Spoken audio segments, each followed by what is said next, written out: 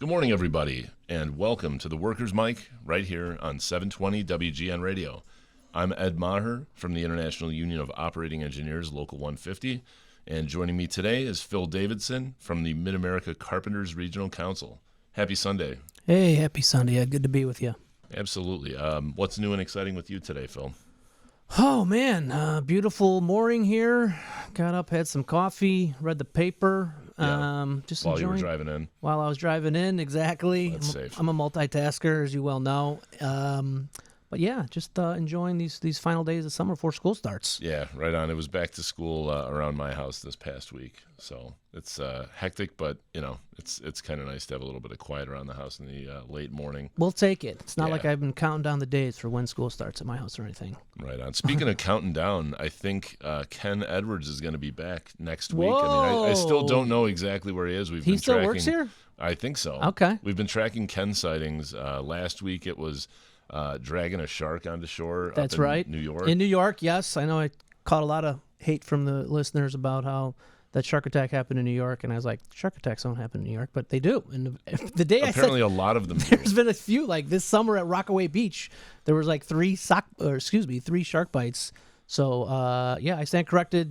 Catholic education Also, Jaws took place, I think, in like Cape Cod. in Cape Cod. So Yes, it's north of New York. Yeah, so okay, there are all sharks right. all over. All right, dig So it in even further. Jaws might not have been a real movie. I'm not sure if that shark was real. It was real scary. Based on a true story. Yeah. But I don't know. We had Ken. He was sighted out in Texas at rodeo camp, I think. And Was then, he? Yeah. Fantasy camp for the rodeo guys, and then dragging sharks. And I don't Dragon know, sharks. You hear anything? Free diving, maybe off the Horn of Free Africa. diving. Yeah. Okay. Yeah, There's a documentary on Did you Netflix see about it? free diving. I did watch it. That's insane. These people dive down so far, and by the time they reach the water, they're basically Unconscious. it looks like they're having a seizure. Yeah. And then they when just they resurface, yeah. right, and they have medics come in. I forget what it's called, but it's called like free dive or something like that. But Free diving, yeah. it was crazy. They go 125 meters. I think I saw the record is 440 feet down on one breath. Yeah. And the coolest part of the documentary, I mean, it's an insane sport, an insane activity and hobby, and then obviously the survival rate is a lot of people die is doing not it. strong. Yes, they talk about the people who are, everyone's got their thing that just gets them up in the morning.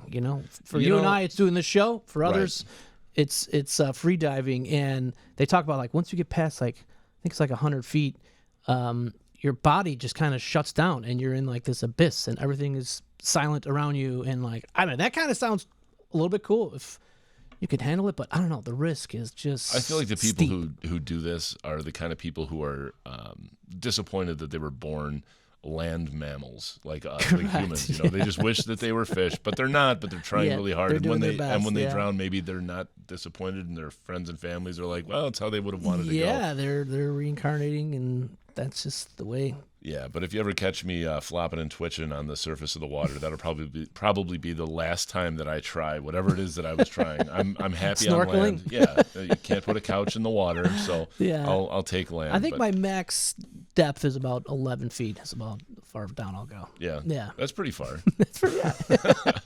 Well, I started- Ken, whatever you're doing out there off the coast of Africa free diving, just please be careful. I started to buddy. get the bends after that. Yeah, you can't have that. The bends is serious, the man. bubbles in your blood. Yeah, that's one of my deep doctors. compression sickness. Yeah, he like broke 2 hips from the bends. Like Really? Yeah. You can break bones. Yeah, deep sea diving. Yeah, You can bend them. I didn't know you could break them. you can break them, man. How about that? Yeah, All right. Well, careful, everybody. pool who's guys. Thinking about scuba diving. yeah. We're not ocean guys. We're pool guys. I'm a pool guy. Yeah. Yeah. I mean, the end of the summer is coming up, and I'm kind of feeling sad that Labor Day. I mean, even the pool in my neighborhood closed during the week, Yeah. like 2 weeks ago, because all the lifeguards went back to college. So- Yeah. Yeah, it was kind of a bummer. I love going to the pool in the summertime. Me too, man.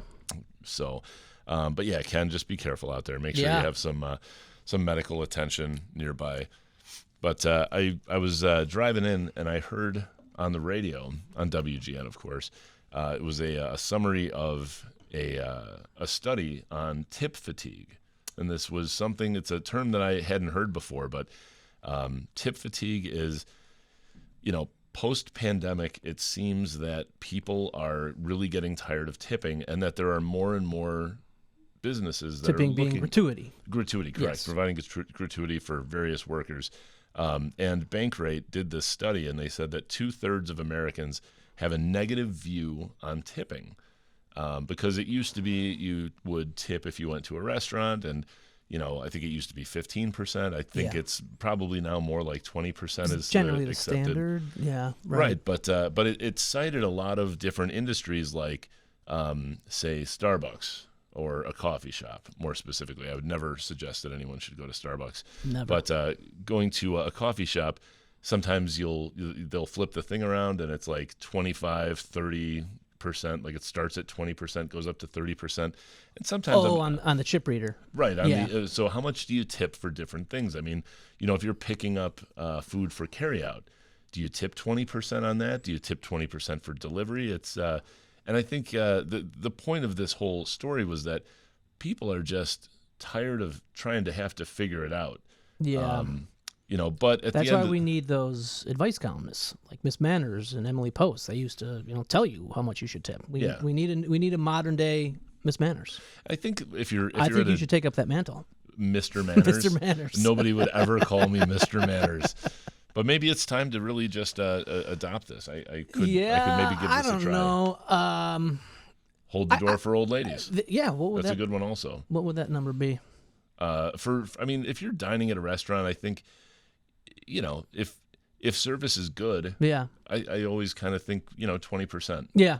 But I mean, That's the standard, right? Yeah, if but somebody's- also like, I don't think I've ever gone below that for poor service. Like if it's exceptional, I'll go 25. But like, you literally have to like set my hair on fire for me to give you less. yeah, than 20%. There's always people who are Yeah. like, it's optional, and if the person isn't doing good, you don't tip them. But I mean, I've worked for tips, and I think Yeah, anybody yeah. who's ever worked for tips in their life can understand that.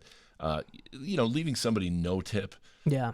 especially if they're waiting a table, coming back, bringing you food, bringing you drinks, all that kind of stuff, like really putting in some work for you, that's pretty harsh. Yeah. And I get it. I mean, as we talked about before, though, like I've never heard of anyone going broke from tipping too much. Right. Now, it seems like it's gotten, I don't want to say carried away, but there's a lot more opportunities to tip people nowadays. right. And what I find interesting is it seems like some of the lowest paid workers in, we'll say, franchise fast food operations, they don't get tipped. And those are the people I feel like you should tip, I don't know how it works, because there's a minimum wage for tipped employees and minimum wage for non-tipped. And federal law states that for tipped employees, they can be paid as little as $2.13 per hour. That's federal? Now, the minimum wage for tipped employees in Illinois is different. It's I want a to say little bit higher. it's somewhere in the neighborhood Yeah. of like $4. Yeah. And And there's always legislation to change that, right? Right. Yeah, I think there's even a bill pending right now. in the city of Chicago, Mayor Brandon Johnson, one of his big initiatives, and I don't think it's advancing yet, but something that he wants to try to push, is getting that minimum wage for tipped workers up to the regular minimum wage. Yeah. I mean, that's how they do it in Europe. There's no Right. tipping in Europe. Yeah. Exactly. Yeah. For folks that don't want to tip, Yeah. we have to remember that the people who are relying on this is a big part of their income, This and they're is- not yeah. making minimum wage. If Right. they're making $2 or $3 an hour and counting on tips, Yeah. it's not unreasonable for them to be counting on Yeah, tips. this isn't going to a slush fund. This is what pays their bills. Right. Yeah. I mean, one of the other things that I always ask is, because I delivered pizzas in college, and there was a delivery fee, but the delivery fee went straight to the people Did you ever delivering get tipped pizzas. with non-financial remuneration? People in college towns will often attempt it, but I'm Yes. firmly against You're that an type abstainer. of behavior. Yes. Correct.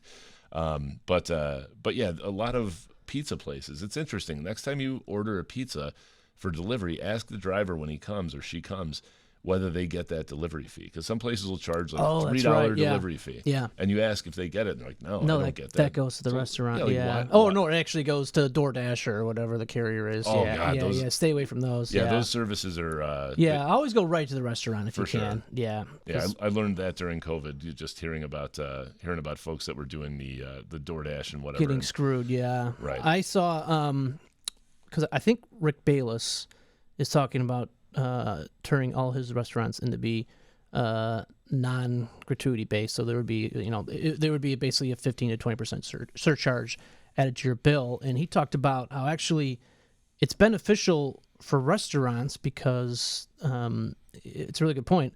A lot of times you'll be at a bar or restaurant and the server will say, "Oh, let me get those drinks," and they'll tell the bartender, "Hey, just comp them."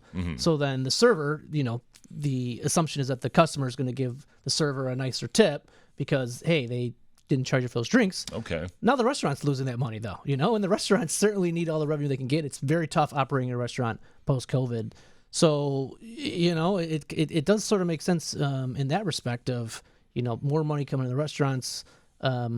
Still, if you're making a minimum wage in Illinois and obviously they'll be making more than what they're currently making, it would be a good salary for the server. So there might be a balance there, but I think this is a debate that'll be going on for far beyond our lifetimes, And the answer is, no matter what, the folks that work for tips, who count on tips, we've got to figure out a way for them to make a living a little bit more easily, whether it's raising that wage up to the regular minimum wage, coming up with some sort of a national system. I think we're the only country that I know of where tipping is as, just widespread as it is. Yes. Travel other places and you leave money and they're like, what are you doing? What is this for? It's almost, some countries it's like disrespectful. Exactly. Which I don't understand that, but it's like, oh, you don't like free money? Yeah. But God bless our food industry workers. Yeah, absolutely. They need to be treated. It's very hard work, and we certainly all enjoy it. So hats off to you. They need to be treated well. And after the break, we've got to take a quick break, but we're going to talk about one company that's not treating its employees well, and that's a little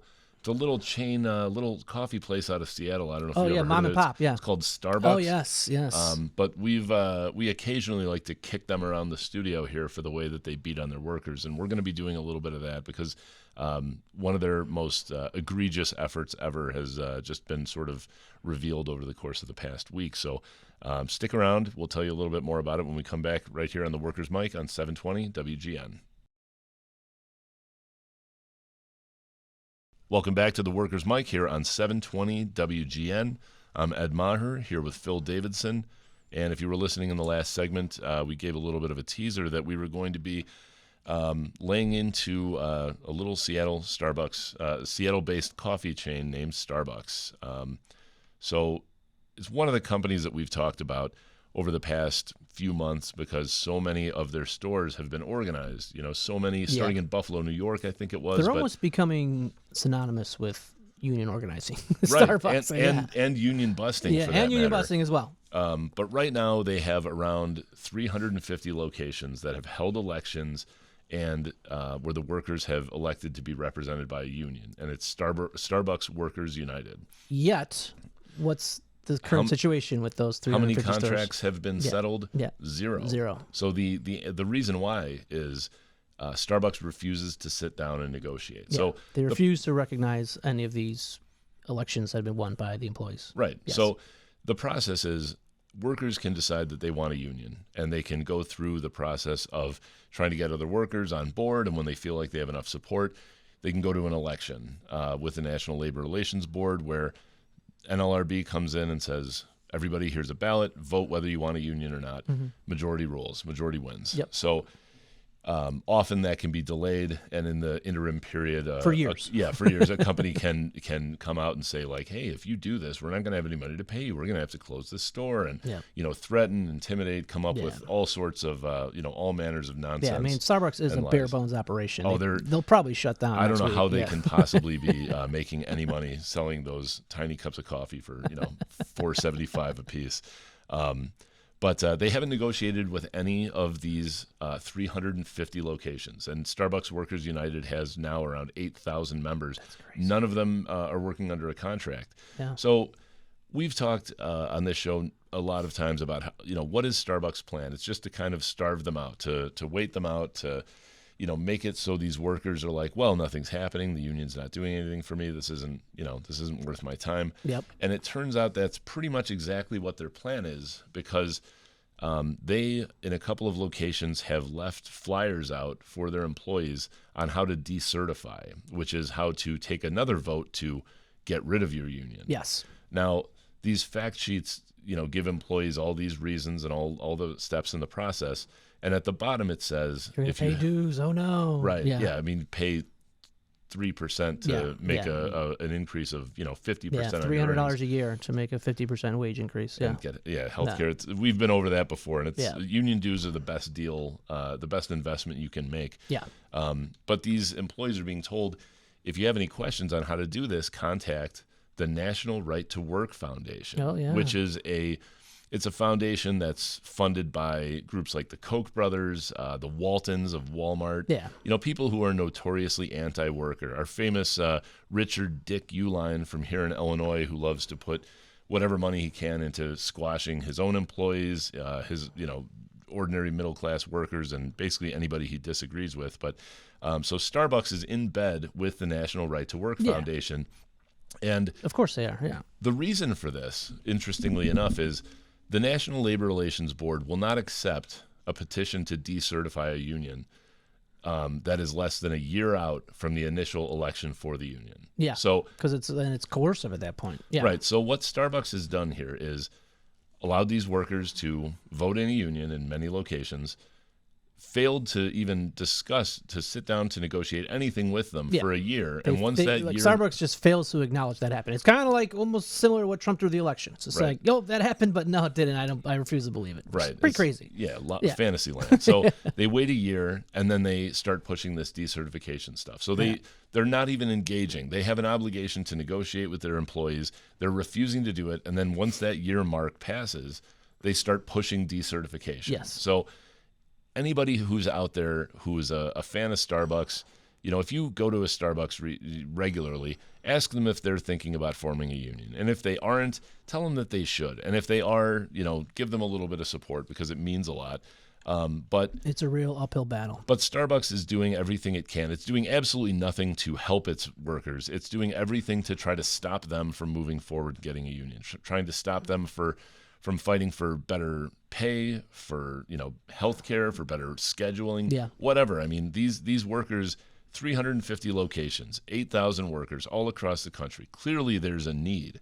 In places where workers are taken very good care of, you don't have this. No. So there's clearly something going on here. These workers need this, and Starbucks is not only ignoring them, but now fighting against them, And union there's busting nothing against them. there's nothing stopping Starbucks from voluntarily recognizing the unions and negotiating with them. Oh, But- absolutely not. They could yeah. do that in a moment. But Tomorrow. they're doing exactly the opposite. In Yeah. fact, many of the stores that unionized, they just close them. Some Yeah. stores, they get rid of the tipping feature so that these employees who were bold enough to ask for a union can no longer receive tips. Yep. But in Ithaca, New York, they had 3 locations Devious. that voted to unionize, Yeah. and they closed them all right Yeah. after. And Ithaca, New York is the home of Cornell University. Yeah. So Cornell University just this past My week, safety school, your safety school, that was your backup? It was. Where'd you go to college? Iowa.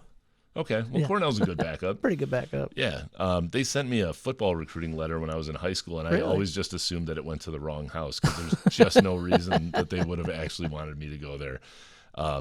But Cornell University, they serve Starbucks in their residence halls, their cafeterias, and they have a contract with Starbucks to supply all their coffee Yeah. through, I think, 2025. But they announced this week that coming from on the heels of pressure from their students, they're ending all their agreements with Starbucks as soon as possible. They're not going to be in any kind Good of for you, partnership because Cornell. of the way that Starbucks treated these workers in Ithaca, Yeah. New York. So give them hell. I'd like to see more of that because at the end of the day, I mean, we can all complain about cancel culture and there's a lot of things that happen that shouldn't.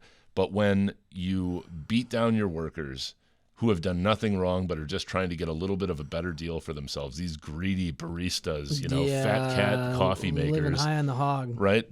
If they're getting beaten down, there has to be a consequence. This is how you do Starbucks it. has to feel it. This is And, how you take action. yeah. So I'm sure that'll set off a tidal wave of similar actions by other universities. Yeah, I mean, you see something like this happen, and Yeah. people understand that it's possible. You can Yeah. make Starbucks feel it. You can get their attention. And it's going to take a lot because Starbucks, I mean, any Starbucks you see, there's a line around the block. Of course. Everybody's going in the middle of the day for their fix. And I mean, I need caffeine as much as anybody else. I think just it's avoid rare Starbucks. for Starbucks to build union. Additionally, I think most of their I think stores are wherever built they can non-union. get away with not Yeah. doing it, they yeah, do. they do. They do. Is there They any get away with good as much as they union can. coffee company? Here in Chicago, we've got Intelligentsia. Oh, Intelligentsia, Yeah, that's right. Intelligentsia Yeah. just organized last fall. Yep. Check them out. But yeah, so In the words of Ken Edwards, shame on you, Starbucks. So we've got a few more things to talk about, but we've got to take a break. So stay with us. We'll be back with more Workers' Mic right here on 720 WGN. Welcome back, everybody, to the Workers' Mic, powered by MCL, right here on WGN Radio. In the last segment, we just got done talking about Starbucks, and I wanted to add one more thing that I thought was interesting there. This past week, the General Counsel of the National Labor Relations Board, her name is Jennifer Abruzzo, and she is very, very active in pushing for regulatory changes that benefit workers. The National Labor Relations Board, or the NLRB, is the body that oversees elections, oversees a lot of workplace regulations. But yeah, very, very pro-worker. She's extremely pro-worker. She's done a lot of things, and sometimes there are things that don't get done in Congress, but she's found ways, or a good general counsel finds ways to make it happen through jurisprudence and stuff like that, or just case law within the NLRB. So what she's pushing for is a reinstatement of what's called card check. Now, card check is if there is a majority of workers, if you're going to organize a company and there are 10 employees there, and you get 6 union cards signed, or 6 cards signed by the employees, that's a majority. The employer has to recognize. You don't have to go to an election. It avoids that whole period of the employer being able to intimidate people into voting against the union. And it's just a simple majority. Right, is all you need. Yeah, and it's and more often than not, when a company is organized, it doesn't just go like 6-4 out of 10 workers. Like, if that happens, it's going to be tough sledding for any union, because you need a strong majority. You need some wiggle room. So, but they're fighting to reinstate card check, and Jennifer Abruzzo, much to her credit, she just said she wants to make things easier for middle class people to make more money, to get ahead, to have a little bit more of a voice against larger corporate interests. So, and that's why you need someone, a bulldog like her at the NLRB, who's fighting for workers. Because in previous administrations, it's been much more pro-business, which obviously hurts the little guy. Yeah, for sure. So she's our Workers' Mic Hero of the Week, Jennifer Abruzzo. Hats off to you, and we'll be watching that, because being able to force employers to recognize unions and force them to sit down and negotiate will eliminate situations like what we have for these 8,000 Starbucks employees that just want nothing more than to sit down and negotiate a fair deal. Yes. So, all right, so keep your eyes out for that. That's going to be coming up. And then in other federal news, this is something that's near and dear to the carpenters' hearts, and I think all the building trades, but I got to read it so I remember how to correctly pronounce the name of the organization, the U.S. Treasury Financial Crimes Enforcement Network.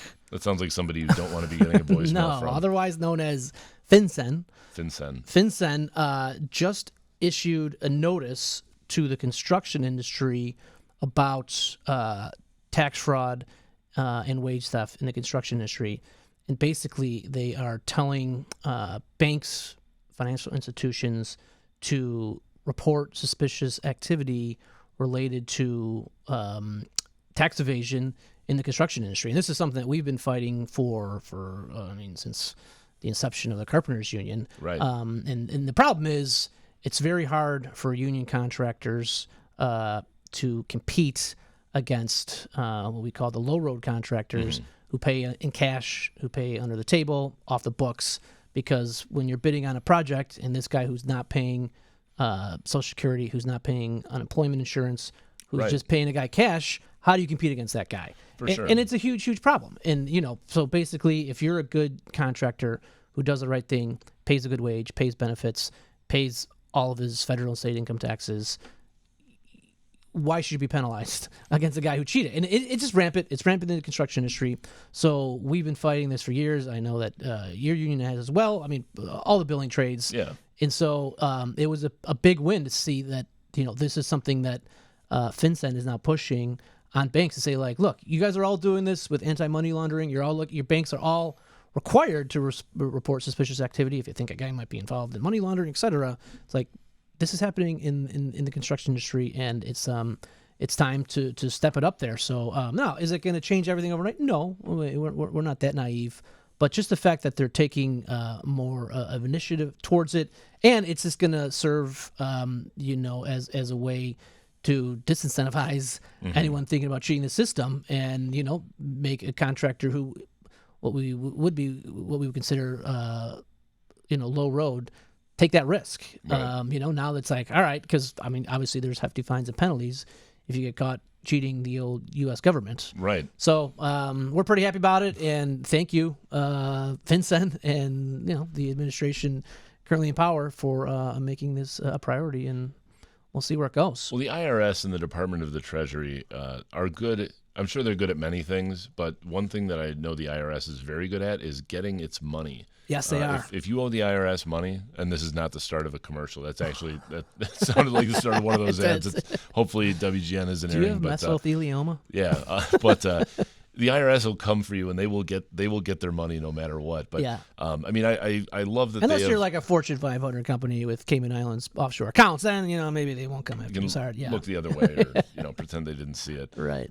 But yeah, recognizing that this is a problem, and you're 100% right. The construction industry is one of the industries where it is so easy to exploit workers, because you can take a young guy and just say, hey, I've got a simple task. Can you come over here and move this stuff, and I'll just pay you under the table? And it sounds great, but if you've got companies, think of this like almost in like a free trade versus fair trade kind of a thing, like where we in America, like our factories compete against factories in countries where they don't have things like the EPA, so they can do things more cheaply because they don't have to follow any rules. And I think we can all agree that that's kind of unfair that, like a paper mill in the United States would have to compete against a paper mill in, let's just say China, where we can't pollute the waters, the local rivers and stuff.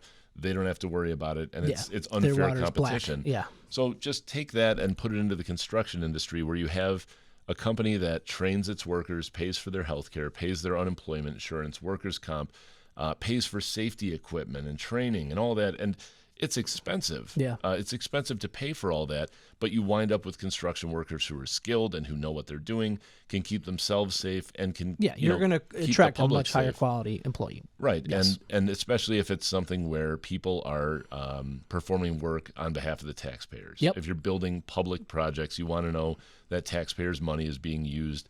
It's being spent well on a quality product, and it's not being used to exploit workers.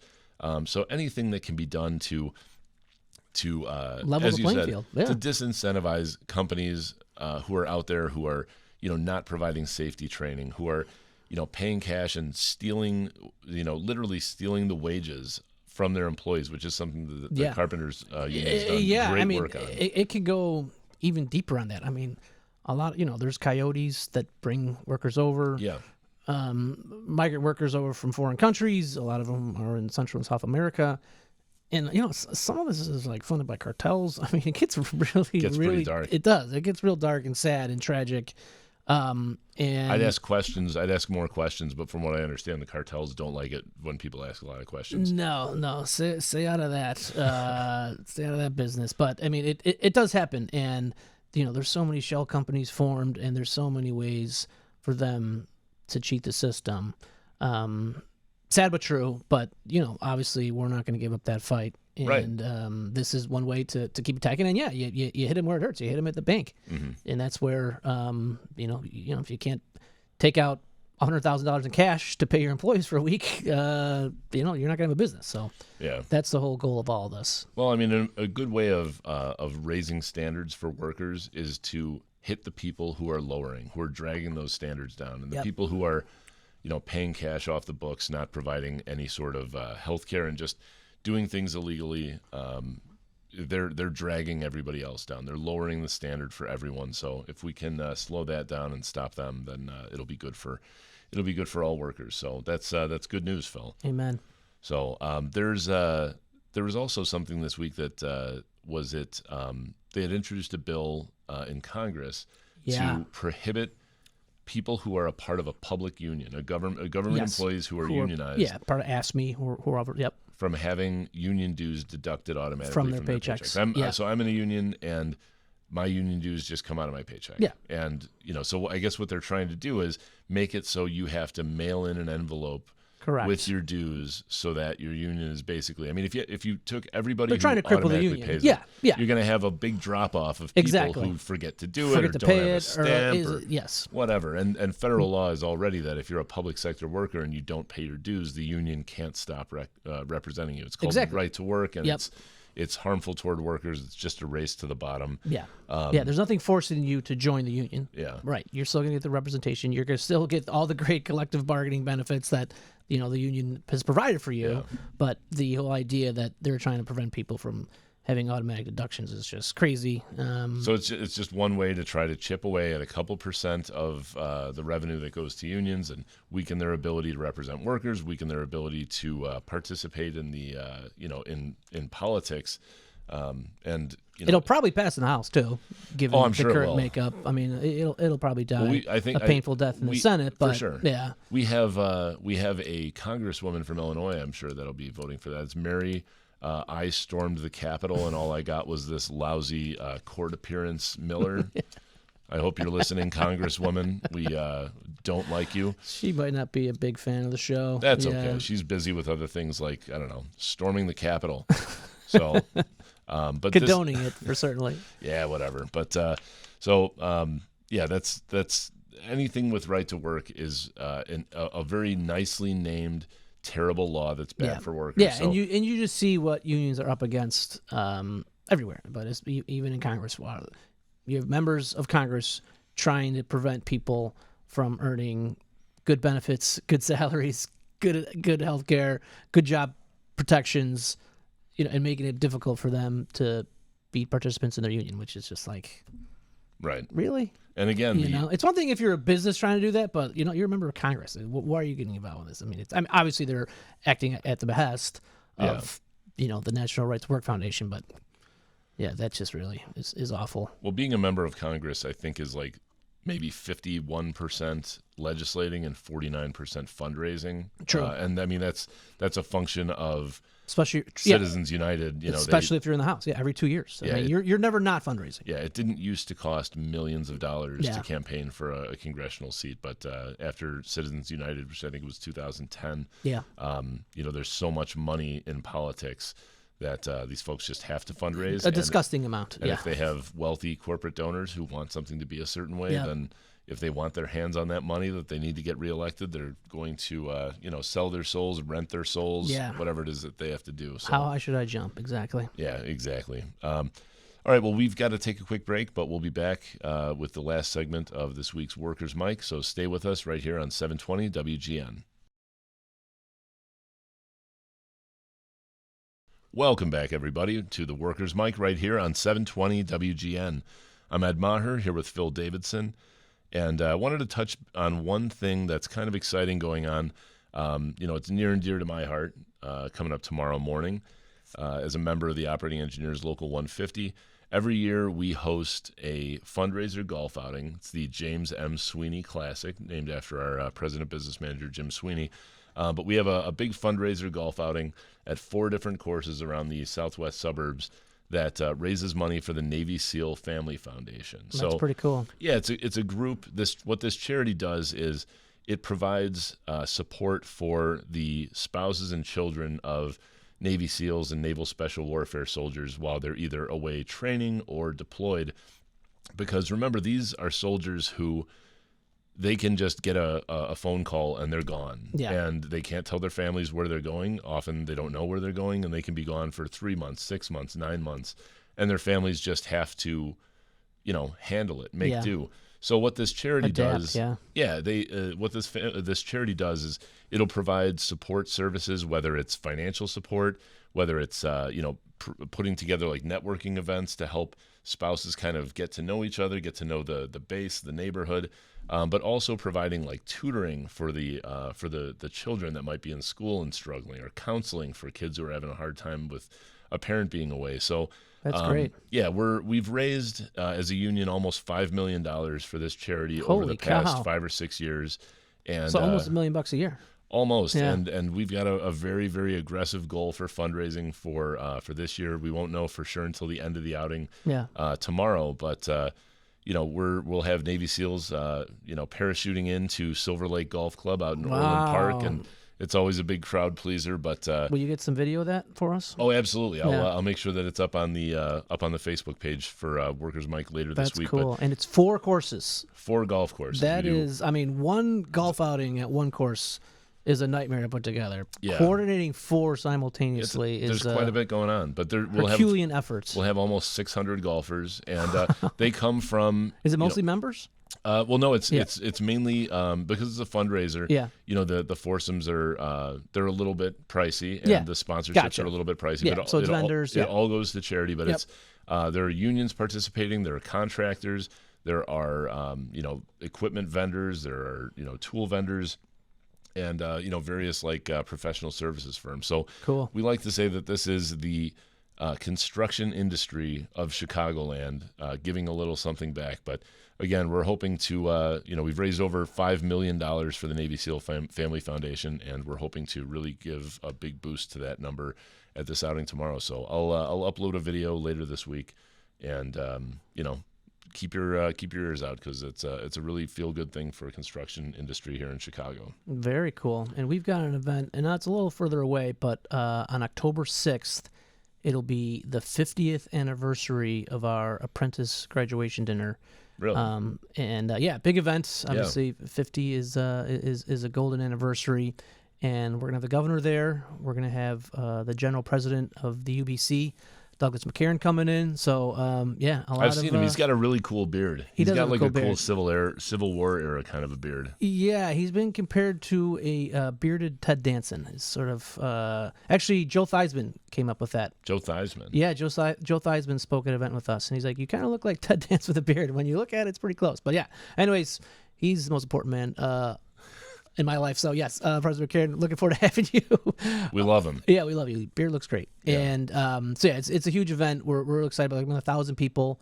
We'll be at the Westin in Lombard. And this year, I believe we're graduating 400 apprentices. That's roughly. outstanding. Yeah. That's a huge moment in a carpenter and in any trade person's life to reach that journeyman status where you're at the top of the pay scale, and just the pride that goes along with that of doing the 4 years of training. It's hard work. Yeah, it's hard work. You become an expert in your craft, and God bless them. And yeah, we're really looking forward to that next in October. All right, cool. Well, that's very cool. Yeah. So we're winding down. We only have a few minutes left for the show, but something that we're going to be talking about a little bit more in the weeks to come. This week coming up, United Auto Workers employees are going to be voting to authorize a strike. Their contracts with the big 3 automakers expire, I think, September 14th at midnight, September 14th. And talks so far have been, Not good. pretty adversarial. Yes. From what I understand, Ford, there was a report that Ford had a recorded meeting that told its white-collar employees to start getting ready to do blue-collar labor. So if they think they're just going to put supervisors on the assembly lines and it's going to work That'll out okay. end well, yeah. Yeah, you have to remember. I mean, people who make cars Maybe don't buy a Ford for a little while. know how to make cars, and people who don't. It's skilled work. So we've had strikes with our employers where supervisors have tried to operate equipment or load trucks or do any number of things, and it always works out terribly because you don't know how to do it properly. Yeah. So but anyhow, It's going to be like Laverne and Shirley on the assembly line. Exactly. Yeah, there's going to be like a glove on the bottle. There'll be there was that Wayne's World. I think that was the Wayne's World parody of Laverne and Shirley. It was in there somewhere. Yeah. But that's going to be big It's news. huge. I mean, it's 150,000 union auto workers. Right. Yeah. So that could be huge coming up in September. So we'll take a little bit of a deeper dive on that next week. Yeah. That's one to watch. Right up there with the Teamsters and UPS. Yeah. Yeah. Right on. And maybe Ken will be back. I mean, I don't know. I know he might be spelunking next He could week. be spelunking. We Yeah. hope he makes it to the surface. He's becoming the most interesting man. He really is. I Yeah. think he should grow a beard and maybe get like a monocle. I think a monocle increases interestingness by 15%, Easy. maybe 20%. Yeah. 20% is a good benchmark, just like tipping. Yeah. What do you tip a guy wearing a monocle? An extra? More. Yeah. The answer you is have more. To. You have or to, maybe yeah. less because you figure he's got a monocle. He doesn't need the money. What's he hiding? Yeah, he's got. If you can afford a monocle, you must be doing all right. But maybe something for the effort. Yeah, why not? Okay, I'll think about it. Okay. Hey, this is your job now. You are now the official guru of what is tipping. Mr. Manners. Mr. Manners. Yeah. That's right. Look out, people. I'm gonna be sending you emails weekly. All right. What I tip the doorman. That's all the time we have for this week. Phil, thank you very much. Yeah, my pleasure. It has been a pleasure having you in the studio the last couple weeks. My run ends shortly, but I'll be back. You will be back. I will be back before you know it. Yeah. So once again, everybody, thank you very much for sticking with us this week, and we will be back with more Workers Mike here on 720 WGN next week.